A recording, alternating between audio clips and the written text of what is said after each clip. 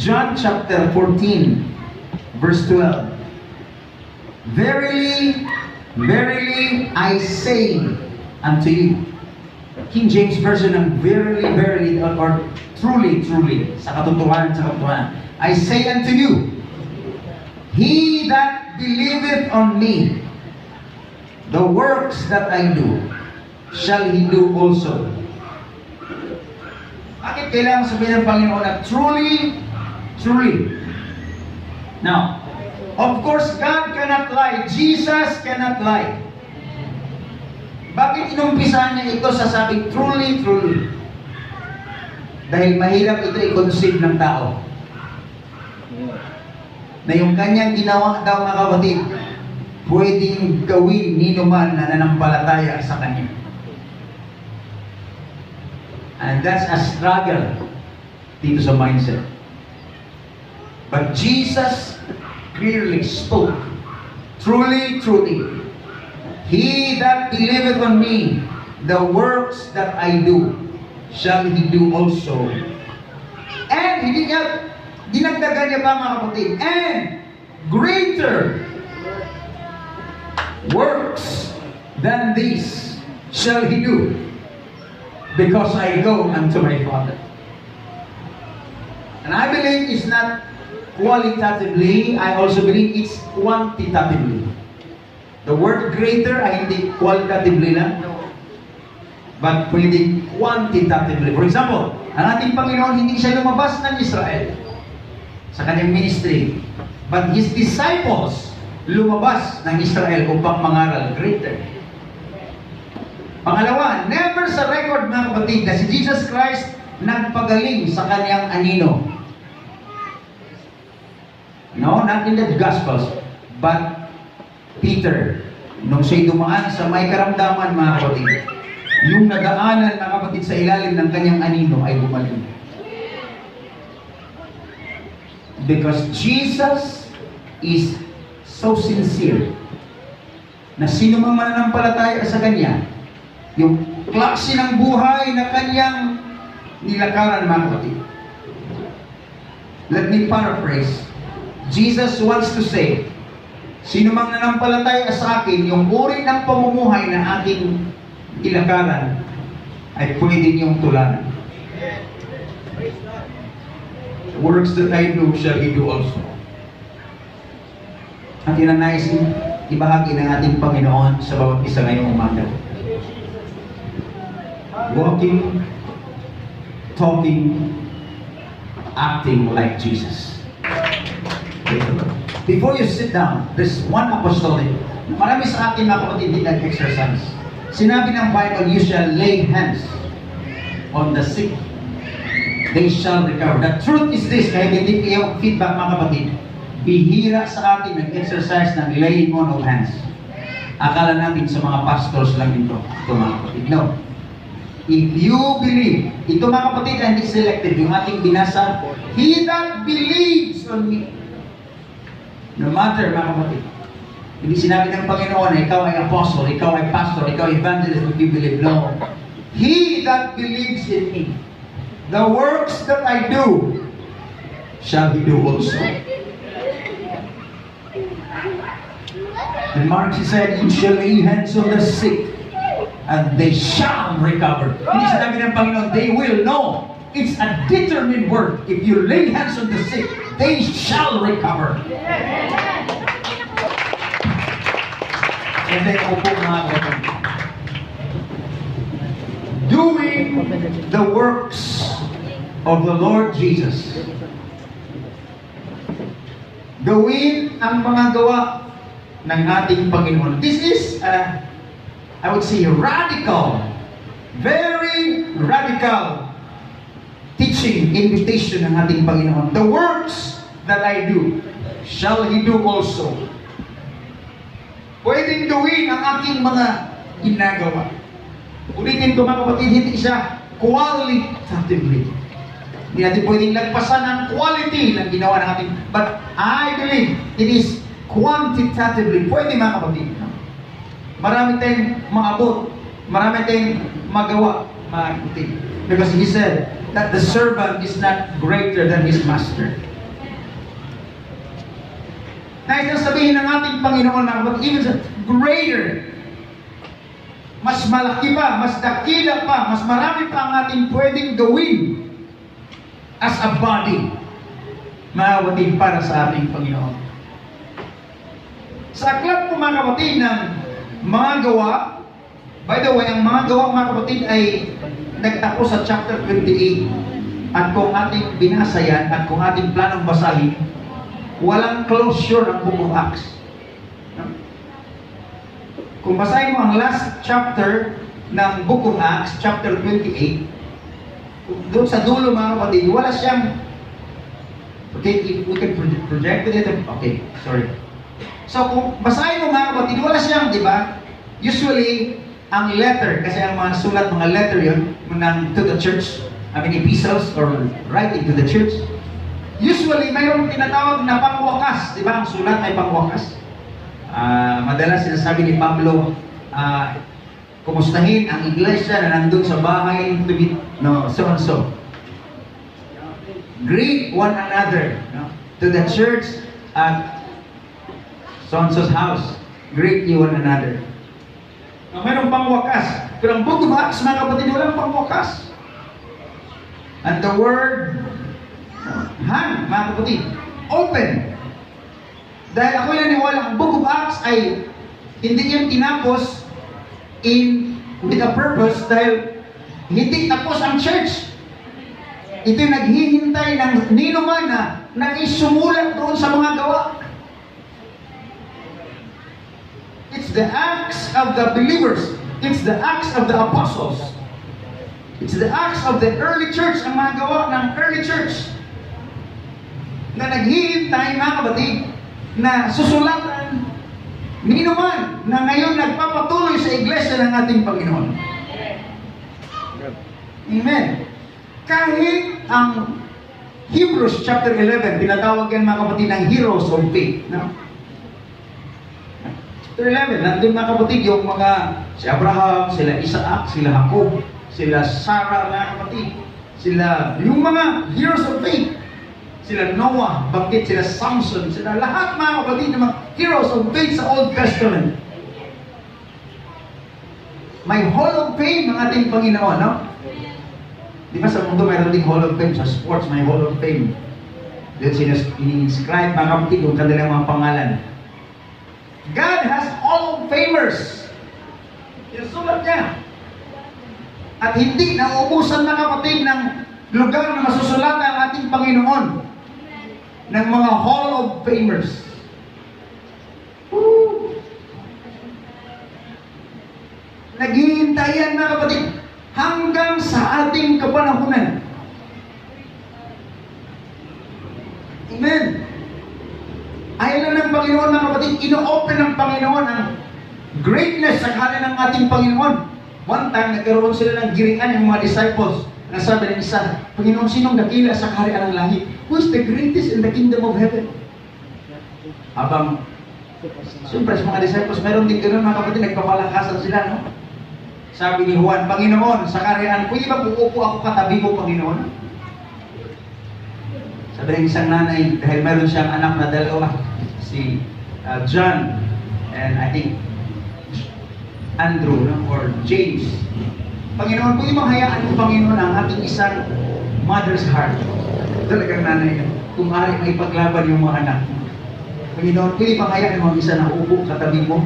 Yung isa sa iyong kanan, yung isa sa iyong kaliwa. Sabi ng ating Panginoon, yung kupa, yung saro na ating iniinuman, kaya ba nila inumin? That's like a parable, mga kapatid. Yung sacrifice na ating hinaharap ngayon, kaya ba nilang gawin din? Dahil gusto nilang umupo sa aking tabi. Sa ating Panginoon, mga kapatid, mayroong degree of reward siya. Depende kung hanggang saan natin ibigay ang ating sarili para sa Kanya. Kahit sino man, kapatid, open yan para sa ating Panginoon. Hallelujah. how to be great in the kingdom of God. Ang sabi natin, Panginoon, if you want to be great in the kingdom of God, learn to be the servant of all. Kailangan tayo marunong maglingkod. So, servanthood is God's way of greatness. Hallelujah. Servants, mga kapatid. In fact, dyan galing, mga kapatid, ang minister. Sa atin parang great pakinggan yung ministro. No? Sino yung ministro? Oh, ministro. Pero the word minister is servant. Modified term lang. Kaya kanong sa time ni President Marcos, I think, lahat ng walang department. Halimbawa, I remember in my elementary years, Ministry of Public Works and Highways, Ministry of Health, Ministry of walang department, ministry ang at I appreciate sa Singapore hanggang ngayon, mga kapatid, yun ang ministry. Ministry of ano ba yun? Manpower, MOM, no? Ministry. Huwag ministry parang hindi sila naghihintay, mga kapatid. No. Ministry is you have to serve. Hindi boss. In the kingdom of God, dyan galing, mga kapatid, ang servanthood. If you want to be great in the kingdom of God, learn to be the servant or minister. Diyan nga, ang ibang word, mga kapatid, ng minister or servant is waiter. Diyan galing, mga kapatid, bakit mayroong waiter? From the word wait, naghihintay lang yan, mga kapatid, na kung di ba may kakain, wait. They are waiting to serve. That's why sinabi ng Bible sa Isaiah, wait on the Lord. And I say, wait patiently on the Lord. Dahil may panahon, mga kapatid, na kailangan natin maghintay, hindi tayo palagi nagmamadali. Lalo sa ating panahon ngayon, mga kapatid, puso yung parang mabilis na. Madali. Di ba nga, bilisan na. Yung waiting on the Lord, mga kapatid, ay mag-violate natin, malagpasan natin. Isaiah 40:31, wait, and they that wait on the Lord shall renew their strength. Siyang naghihintay sa Panginoon ay nagbabago ng kanyang lakas. Praise God, are we waiting on the Lord? Amen. Naghihintay tayo sa ating Panginoon, binabago natin ang ating mga lakas, mga kapatid. Look at this chapter, this verse. 2 Corinthians chapter 5, verse 19, mga kapatid. Sabi ng 2 Corinthians 5:19, now, verily, to wit that God was in Christ. God was in Christ, reconciling the world unto Himself. Ang Diyos daw, mga kapatid, ay nasa ating Panginoon. God is Spirit. Hindi nila maunawaan. Sinabi ng ating Panginoon, I and my Father are one. Nagalit yung mga disciples, yung mga Israelites, mga kapatid. Wala pa si Abraham, ay ako na nga. Lalo silang nagalit, mga kapatid. Wala ka pang 50 years old. And you said that you saw Abraham. Before Abraham was, I am. Kumuha silang bato, mga kapatid, gusto nilang patayin ng ating Panginoon. Because God was in Christ. God is Spirit. Yung Spirit nandun, nakipag-usap sa kanila. That was the God, mga kapatid, who spoke to them. Dinalaw sila, mga kapatid. Pero hindi siya nagkilala. So Paul said, to wit that God was in Christ, reconciling the world unto Himself, not imputing their trespasses unto them, and had committed unto us. Here we go. He committed unto us the word of reconciliation. Umalis ng Panginoon. God was in Christ. That's the treasure of this verse, mga kapatid. Ang Diyos ay nandun kay Kristo, reconciling the world unto Himself.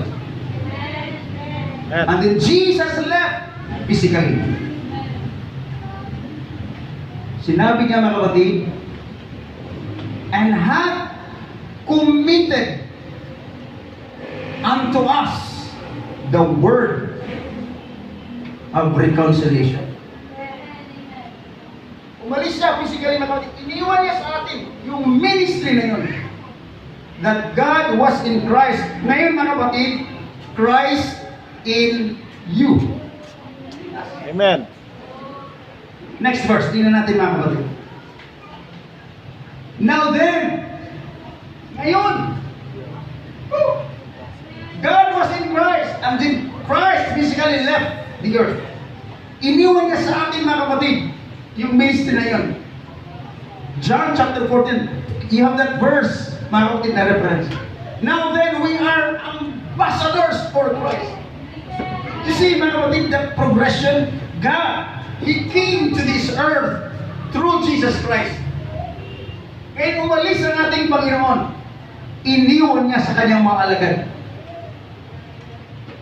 This promise unto you, yung Holy Spirit, nag-preach si Peter, mga kapatid. This promise unto you, itong pagbuhos ng banal na Espiritu, pangako ng Diyos para sa lahat. Then he said, Paul said, now then we are ambassadors for Christ. Alam niyo yung word na ambassador, mga kapatid? We know it. Pag ambassador, mga kapatid, representative ka ng isang bansa. As if, kung ano ang iyong sasabihin, yun ang sinabi ng bansa. Ambassador for Christ, as though God did beseech you by us. That means, God is speaking through you. Amen.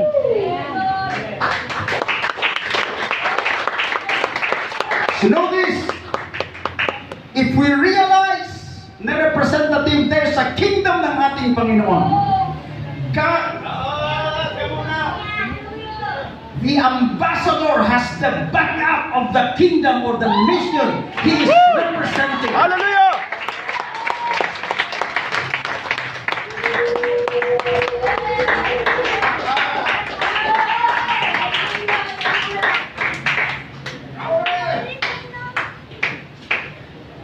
Hindi ka ba iiwanan? Hindi ka basta-basta ipadala sa isang lugar. You have the backup of the nation. Kung sino nagpapadala sa iyo, mga kapatid.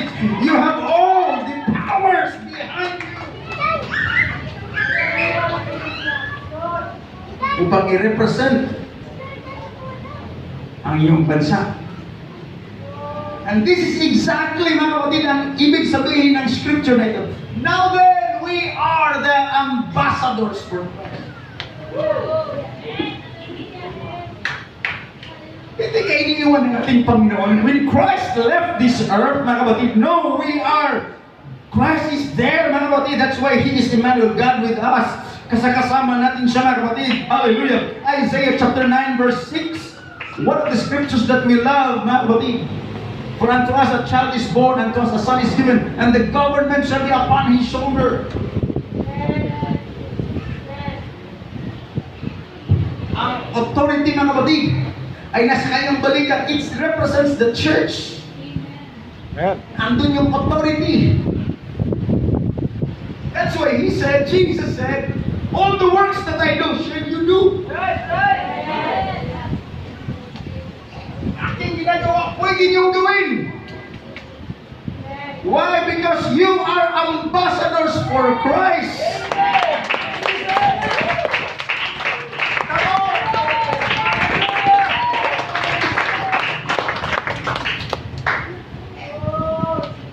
Kung atin itong ma-activate by faith, mga kapatid, no devil in hell can stand against you.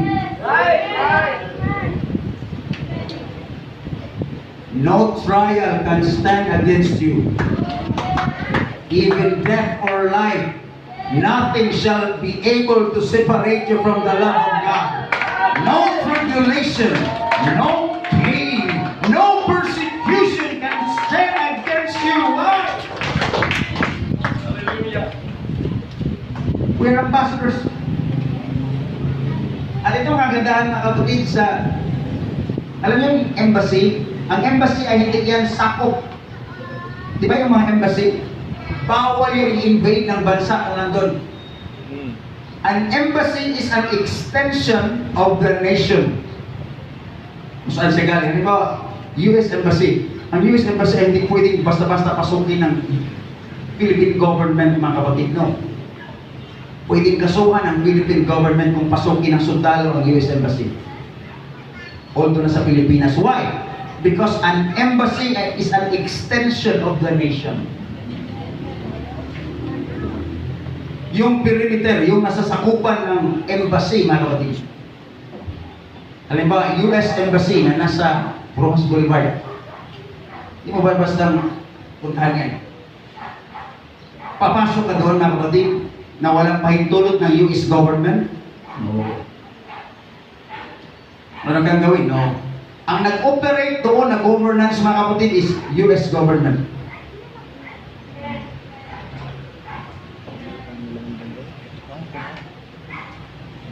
Right? Yung authority na nandun, mga kapatid, ang authority ng bansa kung saan nag-represent. Now, if we are ambassadors for Christ, we should operate under the authority ni Christ sa atin. Ito ang problema.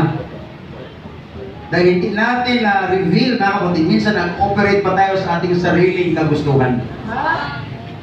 That's why it's impossible makuha ito. We are ambassadors for Christ. See the principle? That's why nung sinabi ng Panginoon, greater works than this you shall do. Hindi, mga kapatid, sinabi ito ng Panginoon upang di ba, pag makarinig ka ng positive words para makita yung pakiramdam mo. Pag mayroong magsabi sa'yo, ang ganda mo talaga. Pero hindi naman ganun talaga eh. Yung nagsabi na parang maganda lang yung ating pakiramdam. Ang buha po mo. Ang narinig natin na yung bang words lang parang maganda yung ating pakiramdam. Jesus will not do so. God cannot lie. Jesus will not lie. Nung sinabi niya, verily, verily, I say unto you, if any man believes in me, the works that I do shall he do also. Why? If we are in His kingdom, in His embassy, if we operate in His realm. Amen. Amen. The works that I do shall he do also. Amen. Amen. One more time, shall we pray, mga kapatid? I know there's brain kasi natin, I can feel it in the spirit. Nagpa-process yung brain natin. Posible kaya? I know it. I know it. Mayroong mga interference, mga kapatid, in the spirit. Bakit tayo nagpa-process yung brain natin?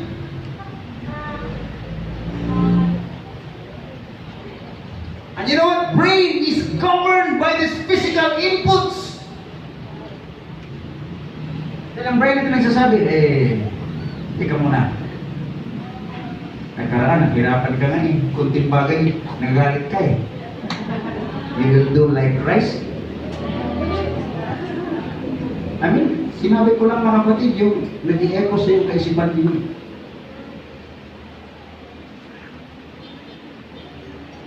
Teka, meron kang struggle, nakaraan ko eh. Hanggang ngayon, nandyan pa nga eh. Hindi nakakagana, pero nandyan pa rin. That's why, pilit tayo, mga kapatid, na yung ating brain, yung ating thinking, yung ating thoughts. That's the reason why na palagi tayong in-encourage ng ating Panginoon to renew our minds. Amen. To wash our minds. Hallelujah. Alisin yung law, mga kapatid, ng ating nakasanayan. God wants to draw us to the law of the embassy of God. Kasi minsan, converted ng ating spirit, We are born again. Pero ang ating kaisipan, hindi pa born again. Actually, yun ang matagal talaga mga kapatid na magbaguhin. Our spirit, yes, our spirit, once we receive the Spirit of God, it's born into the kingdom of God. Our body, it is washed. Hinugasan sa baptism sa water, mga kapatid. Hinugasan na. Pero yung ating kaisipan, yung ating emotion, yun ang matagal, mga kapatid, na baguhin.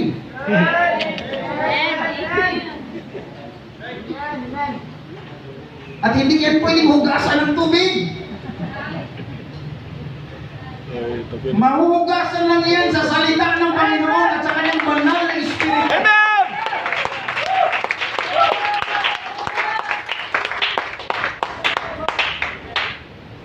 That's true. It's only the divine principles of God na mag-wash out sa ating mga thinking, mga kapatid. Man, ang daming, sabi ko, ang daming dapat basagin sa ating kaisipan. At thank God, mga kapatid, may nag-react sa atin dito, mga kapatid.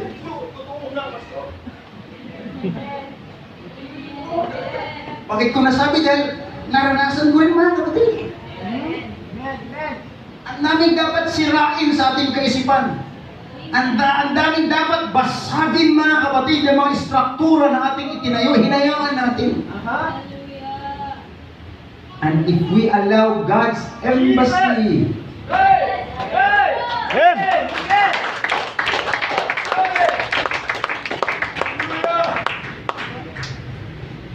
alam niyo ba, magbago, no? Magbago yung kultura. Kapag nandun ka sa iba yung kultura ng US, tuturuan ka doon sa embassy. Iba yung pananalita, magbago yung mga norms, ituturo din mga kapatid sa embassy. No? Lahat mga kapatid, mayroong kaibahan. It's in the nature. It's in the principle, mga kapatid. Turuan tayo mga kapatid na walang ambassador, mga kapatid, na tingnan kapag nag-represent siya, kailangan kagalang-galang. Right? Ano ba kayong mga ambassador, mga kapatid, na kita dos kachinelas lang, pumupunta sa meeting?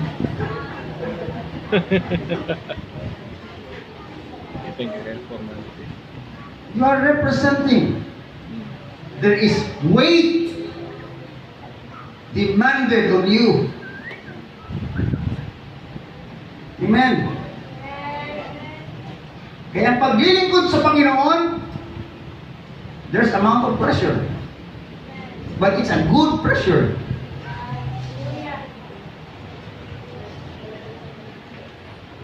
Kaya kanina pinag-aralan natin ng holiness. Because we are ambassadors, we are representing a holy nation.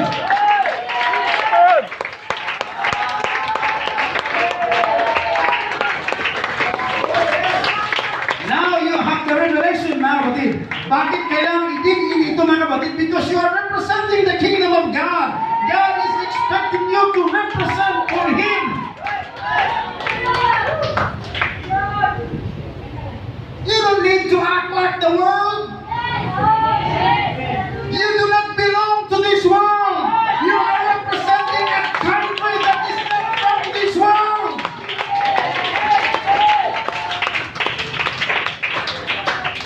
Alam, marami sa atin nag-struggle, mga kapatid. Gusto kong maging kamukha ng mga Korean, ng mga sikat na yan. We want to fit. We want to look like them. No! Hindi nag-represent sa bansang Korea, mga kapatid, kahit sa pastor parang Korea. I'm not representing Korea. Marami talaga, mga kapatid, nag-akala, ewan ko sa kanila. First time kong pumunta, mga kapatid, ng Singapore, anak ko lang, mga kapatid. Pagsakay namin sa taxi, sabi ng church, wait, so ito siya, what? Ha? I'm from the Philippines. Oh, you're Chinese from the Philippines. Wala talaga. Amen. Nag-represent tayo, mga kapatid, sa kaharian na hindi galing sa mundong ito. That's why it is necessary, mga kapatid, na ma-affected ang ating pananalita, ma-affected ang lahat ng ating walks of life, our daily routine. And then our choices. Lahat magsabing choices. Hindi ganun kalaya ang ambasador, mga kapatid. Na maging kung ano ang norms ng mga sa paligid gayahin niya, mga kapatid, makipag-blend siya doon. No. It is totally prohibited sa mga ambassadors to blend. Or else, mawawala ang reason kung bakit pinadala ka doon. You are there to represent the kingdom.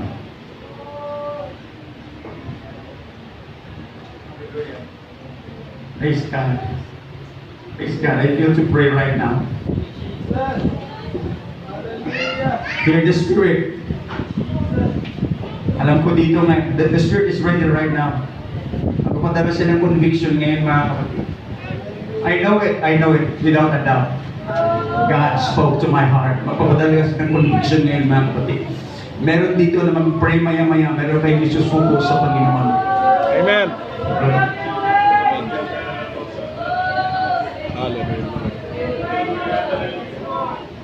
Some of you will begin to break down structures right now.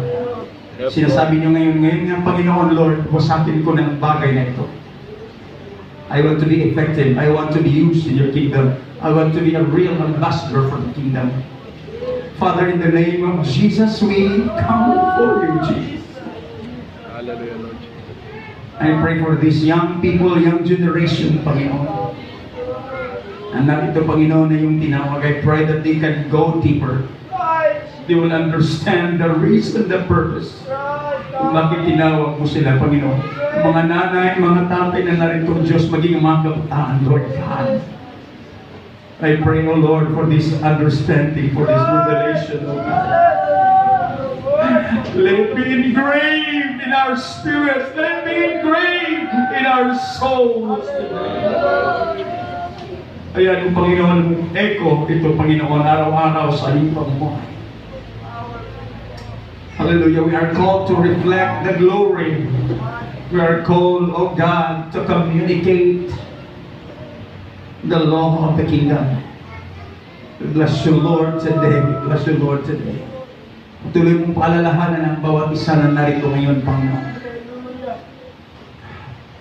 You called us because this world is going to its destruction. At yun ang dahilan kung bakit nagtayo ka ng embassy sa mundong ito, dahil isang araw, kukunin mo, Panginoon, ang bawat isa na nakipag-connect sa iyong embassy. Kung ginagawa ang airlift sa mundong ito upang iligtas sa darating na sakuna, your word is teaching us na mayroong malaking airlift na mangyayari sa huling kapanahunan. And that is when you return and I will meet you in the clouds. Sasalubungin ka namin, Panginoon, sa alapaap dahil ang mundo ito ay mayroong hangganan at may katapos. We honor you, Lord, today. Palain mo ang bawat isa, Panginoon. Help us, Lord, to realize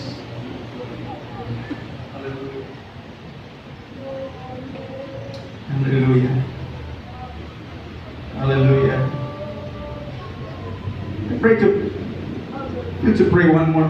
We'll pray that prayer of repentance ngayon, mga kapatid, dahil maraming beses, mga kapatid, sa atin, this salvation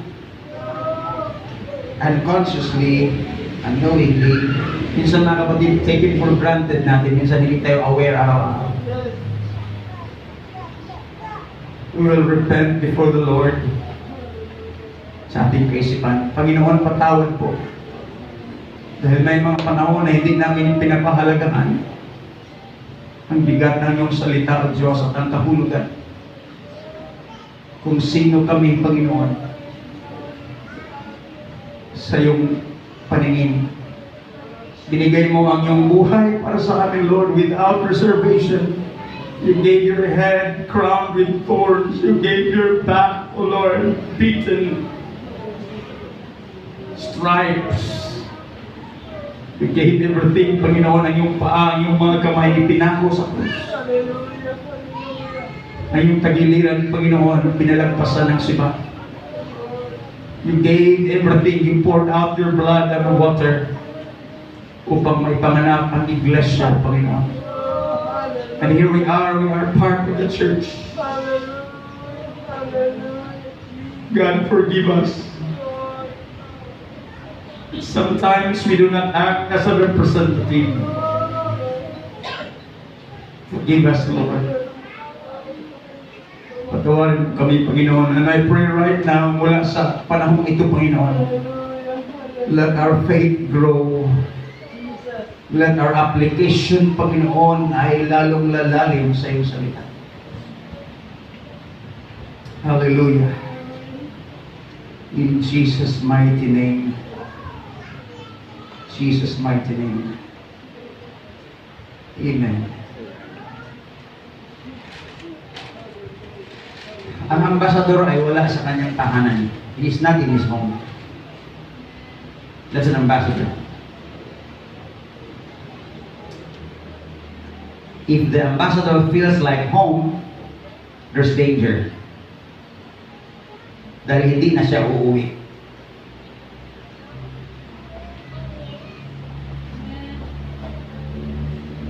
And that's the truth.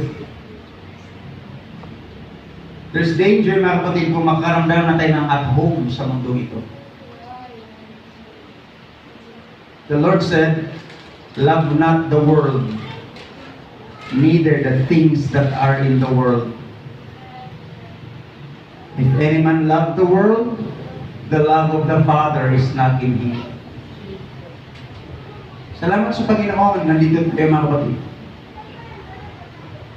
Nag-pray ko sa Panginoon na pagpalain tayong lahat, mga kapatid. Hindi ko magulat, mga kapatid, kung darating panahon na mayroong iba sa atin, mayroong ng sasakyan, magdagdag pa ng sasakyan. Kung meron kayong bahay, madagdagan pa ng bahay, nag-iba, o marami pang bahay, meron kayong lupa, o madagdagan pa ng ibang mga lupa. Nothing wrong with that. It's in the scripture.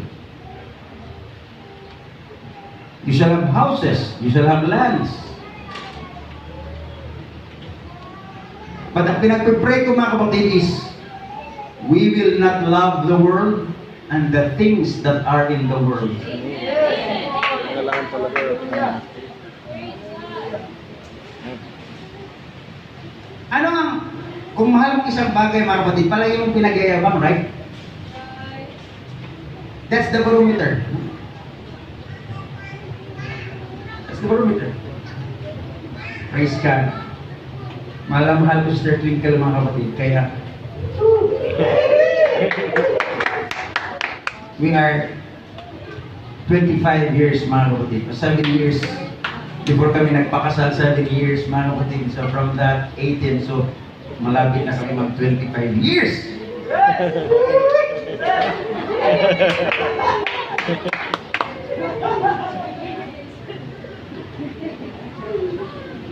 Amen. Malapit na yung kanyang birthday. Hallelujah. Praise God. I boast for her, man. Because I love her, man. Siguro hindi man ako ganun ka vocal, mga kapatid. Hindi pa kasi pinupost nila palagi sana. Kasi kung ganun ka active, mga kapatid, sa social media, bihira lang talaga ako mag-post-post, mga kapatid. Hindi ba talagang mahilig mag-post? And that's just normal. Kung anong palaging nasa iyong puso, mga kapatid, ang madalas mo sabihin. Out of the abundance of the heart, the mouth speaketh, or your fingers will follow. Hindi ka man nagsasalita, pero yung ngayon, mga kapatid, ang daliri, nagsasalita na eh. So be careful kung palagi, anong palagi natin binuboast, no? Because the spirit will be tested. Nasusubok ang spirit, mga kapatid. If God will bless us, I'm sure God will bless us. You know what? Hindi kayang i-imagine ng Panginoon ang pwedeng gawin sa atin, mga kapatid. He said that if He will open up the windows of heaven and if He will pour out His blessing, wala again. There will be no room to receive it. And I believe so. Sinabi ng ating Panginoon, mga kapatid, pwedeng mangyari yan, mga kapatid, kung ating maabot sa atin. But be careful that we do not love the world and the things that are in the world. Sabi ni Reverend Anthony, ang ganda ng facilities natin. Oh my! Doon sa kanilang lugar sa Alexandria, mga kapatid, Louisiana, mas gugustuhin ng government na i-rent yung kanilang church. I'm praying, Brother Mike, na magkaroon ng facilities na gano'n. Yung mga politiko, mga kapatid, doon pumunta, makaramdam sila ng presence of peace. Right. Nirent nila yung building yan, napakaganda, mga kapatid. Magnificent building, napakaganda. Yung seating ay 3,000, mga kapatid. Very comfortable. In fact, nung buhay pa si President George Bush, mga kapatid, he will fly from White House. Pupunta sa doon, mga kapatid, sa Louisiana, mag-church lang doon. He loves the presence. The advisors of Reverend Anthony Mangon, mga kapatid, kay George Bush. I'm Clinton. Bill Clinton, mga kapatid. Ang ganda. Sabi niya, please, do not be connected with our facilities. One day, iiwanan natin to, masusunog to. Kung connected kayo masyado, maiwan kayo. Ganon din sa mga bahay, mga kapatid. Ganon din sa mga sasakyan. Diba, mga kapatid, too much connected, mga kapatid. And thank God for those who may blessing, mga kapatid. Huwag tayo masyadong connected doon, mga kapatid. Be connected to God, to the owner of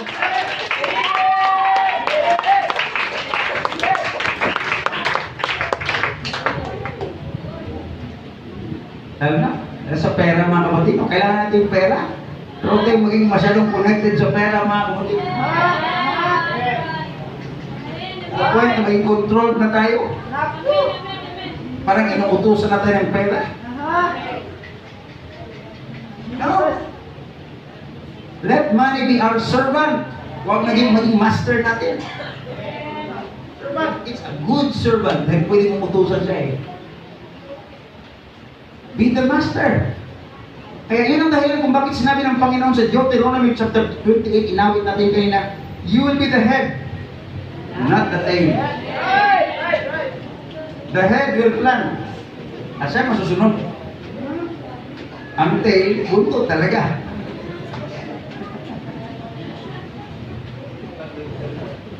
You will be the head, not the tail. Yun ang gusto ng ating Panginoon sa mga naglilingkod sa Kanya, mga kapatid. You have to decide. Maglingkod ako sa Panginoon. Ibigay ko. Ngayon ay oras na magsamba. Bukas na ako.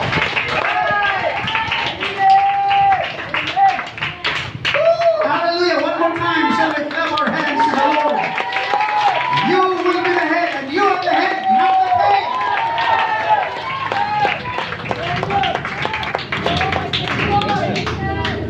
And that's exactly the ambassadors.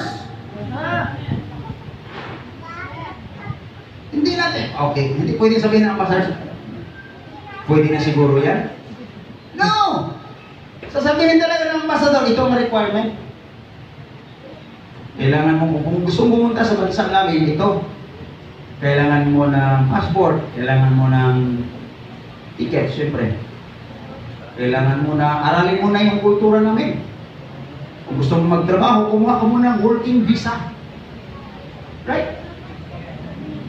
Pwede sabihin ng ambassador na, Siguro, bigyan mo lang ako ng ganyan. Okay na.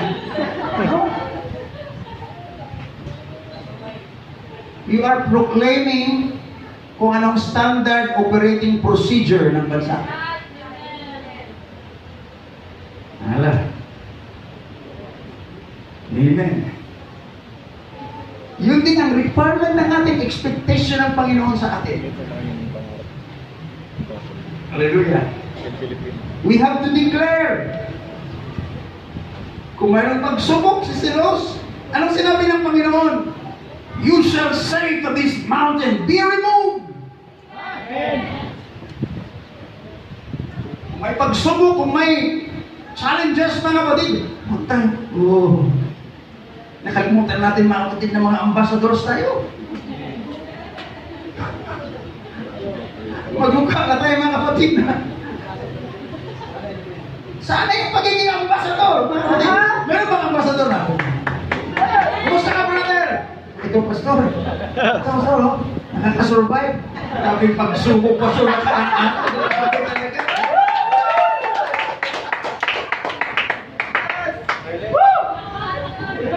para bang sinabay natin pa pastor, buhay pero naghihingalo.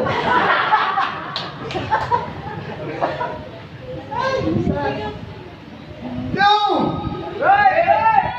If you look at the life of the ambassador every day when he wakes up in the morning, I have the nation. I have to operate.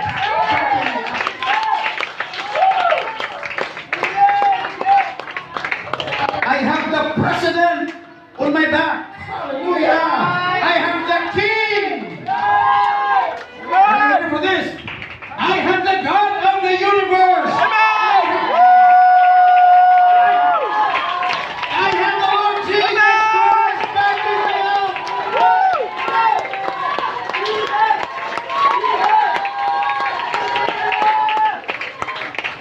Come on, if there will be resistance in my way, I have the King of Kings and the Lord of Lords. I have the God of the universe backing me up. I am the ambassador.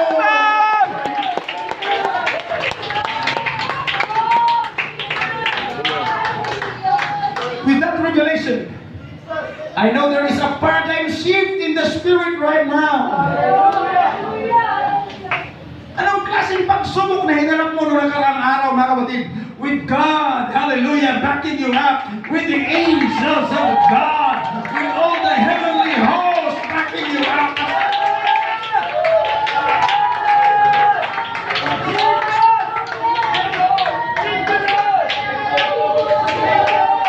Oh yes, that's for you. Oh yes, that's for you. Oh yes, that's for all of you. Oh yes, that's for you. If you can conceive it, if you can receive it, if you can just decree it, if you can just let it happen in the spirit.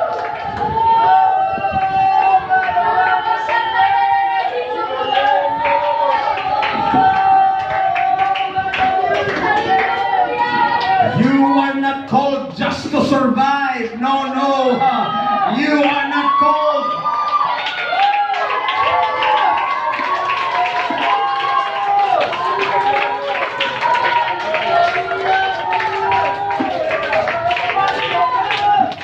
You are not just called to make a living. But you are representing the kingdom of God. You are representing for the King.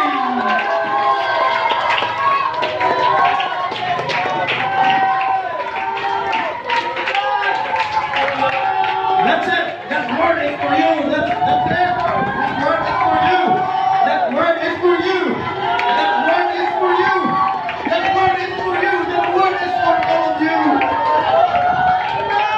I can feel the Spirit. There is a wave of the Spirit. There is a wave of revival. There is a wave of revelation. There is a wave of the Spirit going right here, right now.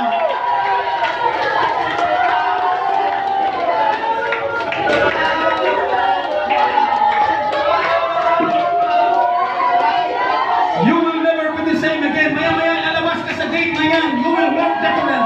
You will walk, you will act, you will speak differently because you are ambassador.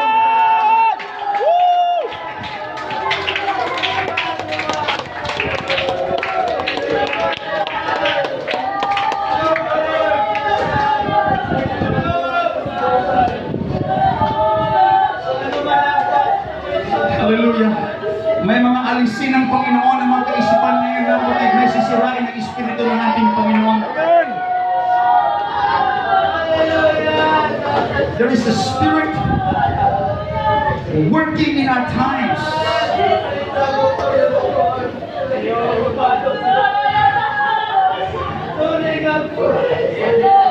There is peer pressure.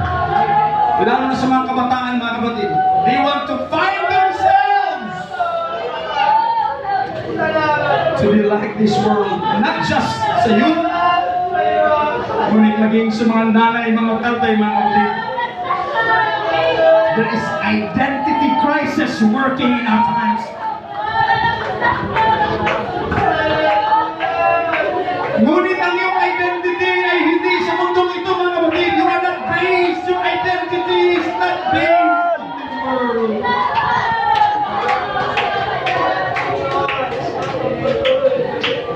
Your identity is based on the kingdom of God. It is based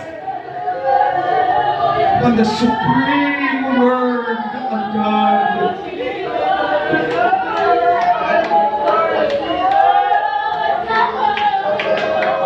He that believes in me, the works that I do shall he do also.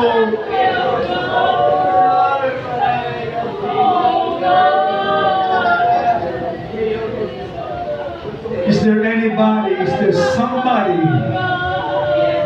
sa lugar na ito, mga kapatid? Because I can discern, I can feel sa nakaraang mga araw, mga kapatid, sa nakaraang mga buwan, sometimes we go in and out sa embassy ng Panginoon.